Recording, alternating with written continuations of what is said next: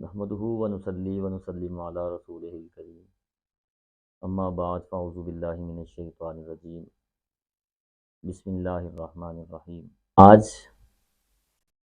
آپ کو حضرت امام جعفر صادق علیہ السلام جو 6ویں امام ہیں، چھٹے امام جنہیں کہا جاتا ہے، آپ کا بتایا ہوا ایک عمل آپ کو بتاتے ہیں۔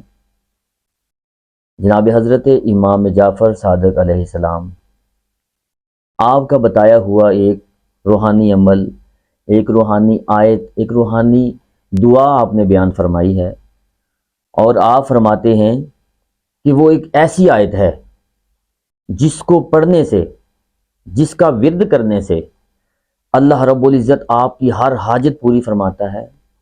اللہ تعالیٰ سے آپ جو دعا مانگتے ہیں پوری ہو جاتی ہے۔ اگر کوئی گناہ گار ہے تو دعا مانگتا ہے، اللہ تعالیٰ اس کے گناہ معاف فرما دیتے ہیں۔ کسی کو رزق کا مسئلہ ہے تو وہ دعا کرے، اللہ پورا کر دیتا ہے۔ کسی کی چاہت ہے گاڑیوں کی، بنگلے، کوٹھیاں، کسی بھی چیز کی، تو جناب امام جعفر صادق فرماتے ہیں کہ بس ایک ایسی دعا ہے، کرم ہی کرم ہے، اس میں بخشش بھی ہے، کرم بھی ہے، دولت بھی ہے، رزق بھی ہے، اس میں اولاد بھی ہے، دنیا جہاں کی تمام معاملات، تمام حاجتیں اللہ رب العزت نے اس میں رکھی ہیں۔ اور وہ آیت ہے، ذرا محبت سے سماعت فرما لیں۔ آپ نے کرنا اس طرح ہے، اس کا طریقہ کار سن لیجئے۔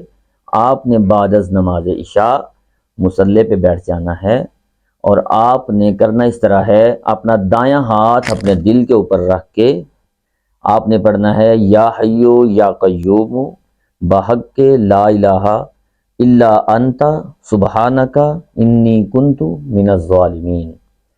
طریقہ کار سماعت کر لیں۔ یا حیو یا قیوم بحق لا الہ الا انت سبحانک انی کنت من الظالمین۔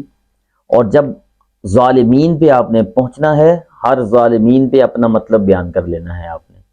تو امام جعفر صادق قربان جاؤں آپ کی ذات پہ، آپ فرماتے ہیں کہ وہ بندہ 40 دن یہ کام کر لے تو کوئی کام ایسا نہیں ہے جو اللہ رب العزت اس کا پورا نہ فرمائے، انشاءاللہ العزیز۔